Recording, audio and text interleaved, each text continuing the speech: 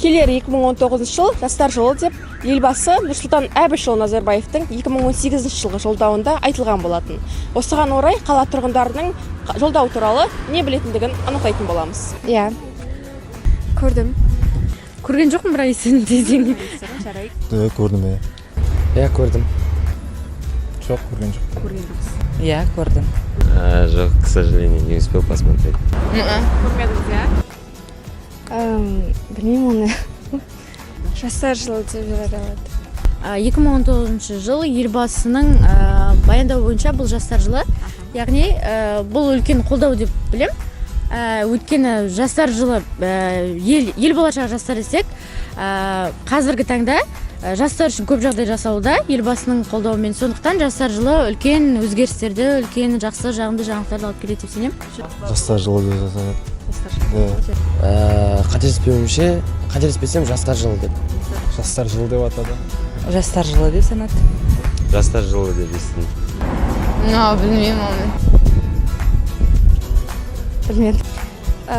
Қолжетімді тұрғын үй бағдарламасы. Ана, сол бағанағы айтылған 5 сан нені білдіреді? 7 дегенне, 20 дегенне, 25 дегенне. 7-25? 7-20-25. Жоқ. Білмедің да? Жарайды. 7-20-25 білмедім. Иә. Ол не мағынаны білдіретін білесіз бе? Мағынасын білмеймін, бірақ естуім бойынша пәтерге көмек, иә. 7-20-25 жоқ. 7-20-25 дейтін бұл жер беру мәселесіндегі не ғой, программа ғой. Жер емес, не, тұрғын үй пәтерлерін. 7 дегенне, 20 дегенне, 25 дегенне. 7 дейтін қателеспесем 7% мөлшермен, 20 дейтін бірінші первоначальный взнос, және 25 дейтін, бұл дейтін 25 жылға дейінгі деген. Ой, білмеймін оны. Алдағы уақытта жақсы оқу орындары салынып, соның ішінде жаңағы технология барлығы дамыған қалаймын.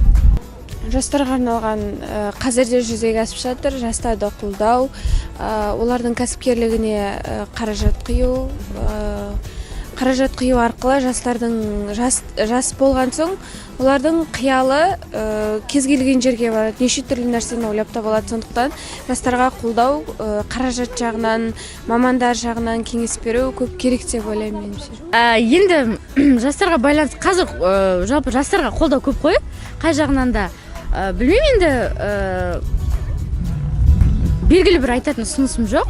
Барлығына өте қатты ризамын. Атырауда өткізіп жатқан шаралар үшін де, бүткіл жастар үшін жасалып жатқан Қазақстандағы шаралар үшін де өте қуаныштымын. Тек қана атсалысып белсенділік танытуға әрдайым дайынмын. Жастар жылында өзіміз, мысалы, қазір уақытта университеттің несі мағадай жастар деп қазір сияқты емес, 2018 сияқты емес, 2019-да одан әрі мағадай бізге бір жақсы көңіл бөлсе, біз одан әрі бір идеялармен тыңғылықты жұмыс істейміз үміттен. Идеялар оғанда бізде Қазақстанда жастарға осы жылдан бастап көптеген көп көңіл бөлушіліктер бөлу болады деп ойлаймын. Бірақ жастарға көп көңіл бөліп, жаңағы жастарды қызықты етіп, өздерінің жастық шағын, соның әсіресе соның ішінде өмірін қызықты өткізуге түрлі секциялар, спортқа шақыратын көптеген спорт түрлерін сондайларды ұйымдастырса деп. Мен жобаларды айтпай қояйын, жалпы бірақ еліміздің дамуына қазіргі кезде барынша флексибана кіріскісі келетін жастар бар, соларға молынан мүмкіндік берілсе екен деп. Жастар жылында деген қазіргі жастардың деген үлкен қоғамдағы үлкен белсенді атқарса екен деп ойлаймын. Содан кейін жастарды әлемдік деңгейдегі үлкен университеттерге жіберсе Қазақстан деп ойлаймын. Қазақстанның жастарына енді актуальный теманың бірі бұл дейтін жоғары оқу орындарын бітіргеннен кейін жұмыспен қамтамасыз ету жағдайы өте төмен. Сол себепті жастарға жоғары оқу орнын бітіргеннен кейін жұмыспен қамтамасыз ету шараларын қолданса, сол жобаны қолдайтын едім.